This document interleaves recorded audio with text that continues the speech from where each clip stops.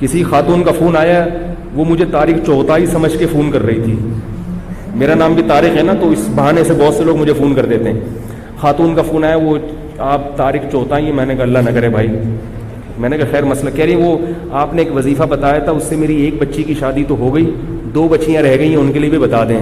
میں نے کہا کہ اللہ کی قسم وہ اس وظیفے سے نہیں ہوئی تھی, وہ ویسے ہی ہو گئی تھی. باقیوں کی بھی دعا کریں ویسے ہی انشاءاللہ ہو جائے. میں نے کہا اس سے جا کے تحقیق کریں, اس کے اپنے خاندان کی بچیوں کی کتنوں کی شادیاں نہیں ہو رہی. اگر یہ وظیفوں سے ہو رہی ہوتی, اس کی اپنی کتنوں کی نہیں. میں نے کہا آج کل تو شادیاں ویسے ہی نہیں ہو رہی ہیں, بندے کریں گے تو ہوں گی نا شادیاں. یہ تو آپ لوگ کتنے ہیں یہاں جو میرڈ ہیں, سارے کنوارے بیٹھے ہیں یہاں پہ. جب کرو گے ہی نہیں, عمریں نکلیں گی تو الٹے لٹک کے وظیفے پڑھو, سیدھے لٹک کے وظیفے پڑھو, کچھ بھی کرو, ہوگی. ابے بھائی روٹی کھاؤ گے نہیں تو پیٹ میں جائے گی, وہ جو مرضی کرو. جب مردوں نے نکاح کرنا ہی چھوڑ دیا ہے, 40 سال کی عمر میں تم نکاح کرو گے تو لڑکیوں کی شادی کہاں سے ہوگی؟ اور ماں باپ اپنے بیٹوں کو شادی کرنے نہیں دیتے, لڑکے تو کہاں کرنے دیتے ہیں شادی, اور روتے ہیں کہ ہماری بیٹیوں کا رشتہ نہیں آ رہا. تو بھائی اس لیے نہیں آ رہا کہ دوسرے کے باپ بھی اپنے بیٹے کو شادی نہیں کرنے دے رہے. ایک چھوٹی سی بات کہہ دوں, وہ موضوع آیا ہے تو چھوٹی سی, پھر میں اصل موضوع کو بس سمیٹتا ہوں, آپ ذرا گچی پکڑ کے رکھیں اس کی. آج کسی کا فون آیا کہ وہ ہماری کوئی خاتون تھی, وہ بیوہ ہو گئی تھی, یہ ہو گیا تھا, فلانا ہو گیا تھا. اب بڑی مشکل سے ان کا ایک جگہ رشتہ طے ہو گیا ہے, 1 سال کے بعد شادی ہے. تو میں نے کہا 1 سال کے بعد کیوں ہے؟ کہہ رہے ہیں وہ لڑکا کہہ رہا ہے کہ میں پہلے اپنے پاؤں پہ کھڑا ہو جاؤں. میں نے کہا آپ لوگوں کی طرف سے تو دیر نہیں ہے نا. کہہ رہے نہیں, لڑکا کہہ رہا ہے میں پہلے گھر بنا لوں, میں کمرہ بنا لوں, میں یہ کر لوں. میں نے کہا ان کے گھر میں کوئی کمرہ نہیں ہے؟ کہہ رہے ہاں وہ ہے. میں نے کہا کیا وہ کھاتے نہیں ہیں؟ بھی کھاتے ہیں, صبح ناشتہ بھی. تو میں نے کہا اگر آپ لوگوں کی طرف سے یہ شرط ہوتی نا کہ نہیں ہم اپنی بہن کو یا بیٹی کو اس حالت میں نہیں بھیجیں گے, اس کے لیے پہلے ڈیفینس میں بنگلہ کر, بھائی ہر ایک کا اپنا ایک معیار ہوتا ہے نا لڑکی والوں کا, تو سمجھ میں آتا ہے کہ بھئی آپ اس کنڈیشن میں بھیجنے پر آمادہ نہیں ہو. اگر آپ آمادہ ہو اور سامنے والا آمادہ نہیں ہے, وہ بہت بڑا بیوقوف ہے. وہ کہنا تو بہت بیوقوف, بہت ہلکا لفظ ہے اس کے لیے, لیکن کیا کریں بھئی, تقدس بھی تو ہے نا کوئی مسجد کا, اور اسی پہ کلپ آ جائے گا.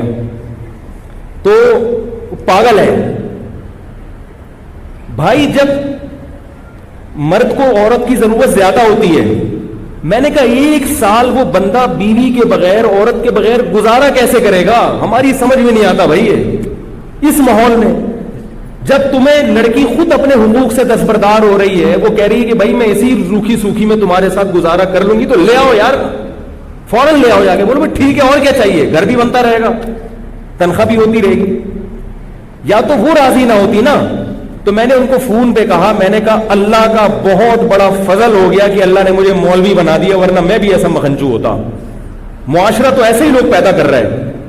کیسے 1 سال خدا کی قسم روزے رکھ کے گزارا ہو سکتا ہے؟ میرا یہ نظریہ ہے, اس ماحول, اس معاشرے میں عورت کے بغیر 1 سال گزارا ہو جائے, اور آدمی بھی جوان ہو, اور ہو بھی آدمی بھی ہو, اور 1 سال عورت کے بغیر وہ گزارا کر لے, اس کو لیبارٹری میں لے جا کے رکھ دو, اس کو گینز بک آف ورلڈ میں اس کا نام لکھوا دو. کیسے گزارا کرے گا؟ یہ زندگی کا ہر وقت کی ٹینشن ہے. یہ تو خواہشات نفسانی جو ہے, یہ شہوت ہے, تو جسم کی ریکوائرمنٹ ہے. جیسے بھوک لگتی ہے نا, چاہے کتنے نیک ہو, کتنے پرہیزگار ہو, بھوک تو لگے گی بھائی. چاہے تبلیغ میں چلے لگا لو, 4 مہینے لگا لو, اور ڈبل ہو جائے گی بھوک. تبلیغ میں نکل کے آدمی واقعی میدا بڑا ٹائٹ ہو جاتا ہے, ڈبل کھانا کھاتا ہے. اس کو ختم نہیں کر سکتے, صحابہ نہیں ختم کر سکے تھے بھائی. عثمان ابن مظعون رضی اللہ تعالی عنہ سفر میں ہوتے تھے, کہتے تھے ہم بیوی کے بغیر سفر کرتے تھے, ہم پہ بہت شہوت سوار ہو جاتی تھی, ہم بہت پریشان ہوتے تھے. صحابی جو نبی کی صحبت اٹھاتے ہیں, اتنے پریشان ہو گئے کہ انہوں نے نبی سے اجازت مانگی کہ یا رسول اللہ آپ ہمیں اجازت دیں, ہم کوئی ایسی چیز کھائیں کہ ہم خسی ہو جائیں, نامرد ہو جائیں, ہم سے گزارا نہیں ہوتا عورت کے بغیر سفر میں. تو آپ صلی اللہ علیہ وسلم نے فرمایا کہ نہیں, تمہیں خسی ہونے کی اجازت نہیں ہے. کیا فرمایا؟ تزوج الودود الولود فانی مباہی بکم الامم. فرمایا نکاح کرو. نکاح کیا مطلب؟ سفر میں کر لو کسی سے نکاح.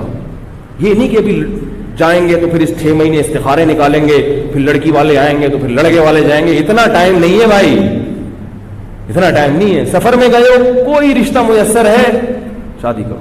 گھر میں فون کر کے ابا کو بتا دو ہو گئی ہے, ہو گئی. صحابہ کا ایسا ہی ہوتا تھا, ابا ہو گئی.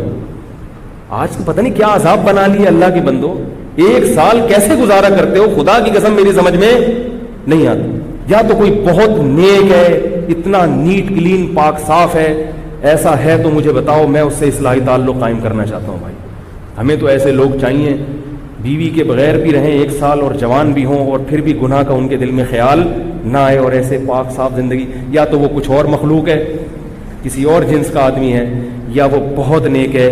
میں اس سے بیعت ہونا چاہتا ہوں, میں بیعت ہونا چاہتا ہوں. بھائی ہم بھی اسی معاشرے کے انسان ہیں, تو کیسے پاگل پنا ہے کہ میرا بھی کمرہ. بھائی تمہیں جب کوئی نعمت مل رہی ہے, یہ ایسے ہی ہے جیسے روٹی سامنے رکھی ہوئی ہے آپ کے, روٹی کہہ رہی ہے کہ مجھے کھا لو, اور آپ کو بھوک بھی لگ رہی ہے, اور آپ کو نہیں میں نہیں کھا رہا, میں پہلے ڈیفینس میں ایک بنگلہ بناؤں گا, اس کی چھت پہ ایک ہوٹل بناؤں گا, وہاں بیٹھ کے کھاؤں گا. تو آپ اپنا ہی نقصان کر رہے ہو نا. جو 1 سال آپ کو صبر کرنا پڑے گا یہ خود اپنے لیے ٹینشن ہے. اور یہ بات یاد رکھو, یہ حیا کے خلاف ہے, مگر ایک سائنسی حقیقت ہے, اس لیے بتا رہا ہوں میں کہ نکاح میں جتنی تاخیر کرو گے نا سیکچول پاور اتنی کم ہوتی چلی جائے گی, کیونکہ انسان کی جو قوت استعمال نہیں ہوتی وہ قوت آہستہ آہستہ کم ہو جاتی, فارغ ہوتے چلے جاؤ گے. یہ میڈیکلی آپ کو جسمانی نقصان ہوتا ہے, کیونکہ جو قوت آپ کی استعمال نہیں ہو رہی نیچرل طریقے سے, گناہوں میں نہیں, حلال اور نیچرل جو طریقہ ہے, اگر نہیں ہوگی تو آہستہ آہستہ آپ کی جسم اس معاملے میں کمزور, اوپر سے بڑے ہٹے کٹے ہو گئے, باڈی بلڈر بنا ہوا ہے, کٹس دکھا رہا ہے لوگوں کو, لیکن اندر سے کیا ہو جائے گا, مردانہ قوت اس میں آہستہ آہستہ ختم ہو جائے گی, کیونکہ جو قوت استعمال نہیں ہو رہی تو وہ قوت ختم ہو جاتی ہے. آپ چلنا چھوڑ دو تو آپ کے ٹانگیں مفلوج ہو جائیں گی کہ نہیں ہو جائیں گی, کیونکہ ٹانگوں کا کام ہے چلنا. اگر آپ نے ٹانگوں سے چلنے کا کام نہیں لیا تو ٹانگیں کیا ہو جائیں گی, سننا چھوڑ دو گے تو سماعت ختم ہو جائے گی, دیکھنا چھوڑ دو گے بصارت ختم ہو جائے گی. تو اسی طرح اللہ نے جو انسان میں ایک ڈیزائرز رکھی ہیں, اگر یہ استعمال نہیں ہوں گی تو آہستہ آہستہ کمزور ہوتے چلے جاؤ.